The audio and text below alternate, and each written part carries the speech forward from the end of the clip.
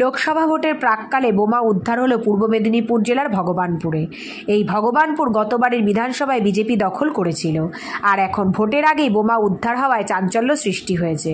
তৃণমূলের কাথি সাংগঠনিক সভাপতি জানান, গতবারের বিধানসভায় বিজেপি সমর্থকরা বোম বন্দুক নিয়ে জিতেছিল বলে অভিযোগ। লোকসভা ভোটের প্রাক্কালে আবার দেখা গেল বোমা উদ্ধার। কী কারণে আমরা প্রশাসনকে কড়া ব্যবস্থা নিতে বলেছি।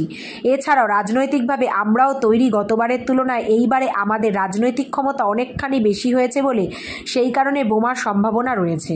ভগবানপুর থেকে অংশুমানের রিপোর্ট, খবর পাঠে পায়েল।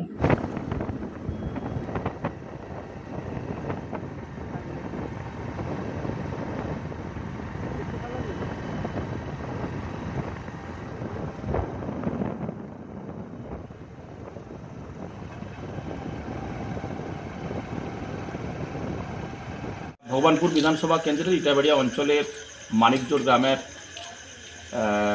ধান জমির ওপরে একটি শ্যালো মেশিন ছিল, তার মাঝখানে বিপুল পরিমাণ বোমা মশলা উদ্ধার করেছে পুলিশ। দীর্ঘদিন ধরে ইটাবাড়িয়া গ্রাম পঞ্চায়েত এলাকায় বিজেপির সন্ত্রাস চলছে, আপনারা সকলে জানেন। কিছুদিন আগে পর্যন্ত বাথুয়ারি অঞ্চলে আপনারা দেখেছিলেন বিজেপির একজন সক্রিয় কর্মী বন্দুক নিয়ে সন্ত্রাসের পরিবেশ তৈরি করার চেষ্টা করছিল। অধিকারী পরিবার এই জেলাতে সন্ত্রাসের পরিবেশ তৈরি করে 2021-এর বিধানসভা নির্বাচনে মানুষকে ভোট দিতে দেয়নি, তাই 21-এর বিধানসভা নির্বাচনে এই এলাকা থেকে বিজেপি জিতেছিলেন।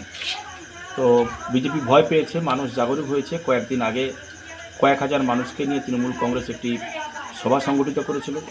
সেই ভয়ে আতঙ্কিত হয়ে তারা বোমা মজুত করে পুনরায় 21-এর মতো সন্ত্রাসের পরিবেশ তৈরি করতে চাইছে। আমরা পুলিশ প্রশাসনকে অনুরোধ করেছি, বিজেপির দুষ্কৃতিকারীরা যেখানে বোমা রেখেছিল, যে বোমার মশলা পুলিশ উদ্ধার করেছে, দোষীদের বিরুদ্ধে উপযুক্ত ব্যবস্থা নিতে আমরা পুলিশকে উদ্ধার করেছি।